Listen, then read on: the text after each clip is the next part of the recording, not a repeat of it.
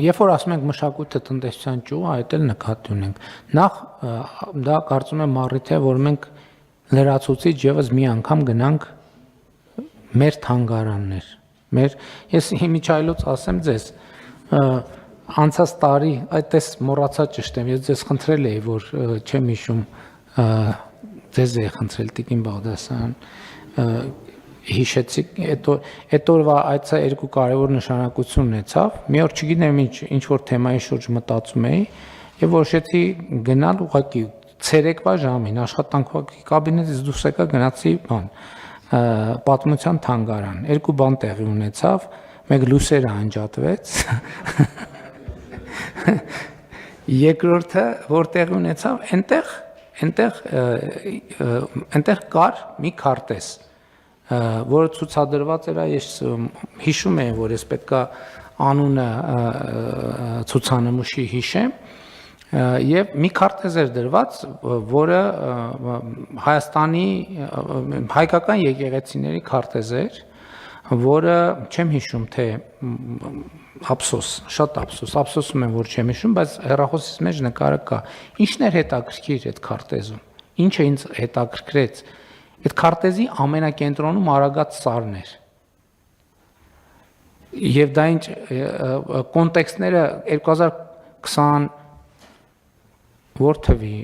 այս տարի էր, թե այս տարի էր, հա, ու դա շատ հետաքրքիր էր։ Ես ինչի համար եմ ասում, գիտեք ինչ, մենք իսկապես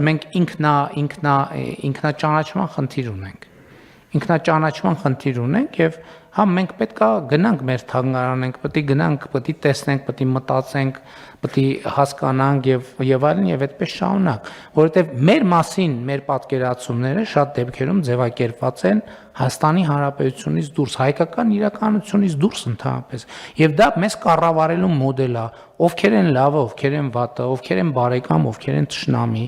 Ընդհանրապես ես մի նախադասություն կա, բայց որ եկել է, պետք է ասեմ կառավարության նիստում, մտածում եմ, որ երբեք պետք չի ասել, հետո տասնամյակներ անց է պետք ասել, մեր արտաքին քաղաքականության եւ ընդհանրապես մեր ռազմավարության մասին խոսելիս եւ նաեւ միջազգային հարաբերությունների մասին խոսելիս մենք շատ բաներ կա որ վերանայում ենք, ու վերանայում ենք գիտելիքի հիման վրա, այս շատ կարեւոր է։ Օրինակ, այս վերջերս մի թեմայի անդրադարձա, որ ասում էի, որ նույնիսկ շատ դասագրքային ճշմարտություններ, որոնք ստեղծված են, իրանք ստեղծված են որպես դասագրքային ճշմարտություններ եւ այդպես չի, որ դրանք հենց են, ինչ որ արտահայտում են օբյեկտիվ իրականությունը։ Եվ գիտեք ինչ առիթով ասի, օրինակ դիվանագիտական դասագրքային ճշմարտությունը ասում է հետեւյալը.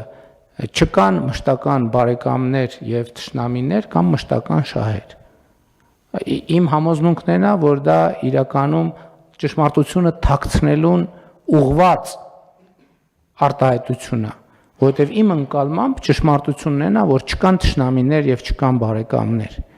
Կան ուղղակի միջազգային հարաբերություններ։ Ուղղակի հասկանում եք,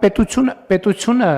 այն պահին է հասունանում, երբ որ հասկանում է, որ չկան բարեկամներ եւ թշնամիներ։ Երբ որ դու ասում ես չկան բարեկամներ եւ թշնամիներ, դու կենտրոնանում ես ինքդ քո եւ քո անելիքի եւ քո կայացնելու որոշումների վրա։ Իսկ երբ որ դու այլ տրամաբանությամբ ես մտածում, դու անդադ մտածում ես ոնց անեմ, թե այն մեկը այս որոշումը կայացնի, այն մեկը այն որոշումը, այն մեկը այն որոշումը, եւ դու ընկնում ես մի թակարդի մեջ, որտեղ քեզ որպես խաղակարդ օգտագործում են, այն մեկը իր համար, այն մեկը իր համար, այն մեկը իր համար, այն մեկը իր համար, եւ բոլորը իրանց համար։ Եվ միակը, որ դու քեզ չես օգտագործում, դու ես, որ դու քեզ համար չես օգտագործում։ Բոլորը իրանց համար քեզ օգտագործում են, դու քեզ քո համար չես օգտագործում։ Եվ ինչ կապ ուներ թեմայի հետ, այդ թանգարան գնալու օրը տենց մի գործով է զբաղված, ինչ որ մի տեքստ էի գրում, դա բանել եմ արել, ինչ որ ձևով լուսաբանել եմ այդ այցը։ Բայց տենց ուղղակի տենց առիթ եղավ, ասեցին, ինչ որ մտածում եմ, որ երևի պետք չի ասել, բայց պետք է ասել։ Տենց բան չկա, որ պետք չի ասել, որովհետև մենք մեզ հետ խոսանք, մենք պետք է մեր ժողովրդի հետ խոսանք։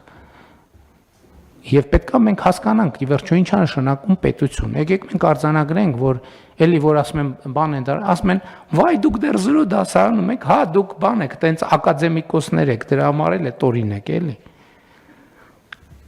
Այո, մենք պետքա ինքնաառերեսվենք։ Մենք պետություն, մենք նոր սկսում ենք հասկանալ, թե ինչա պետություն։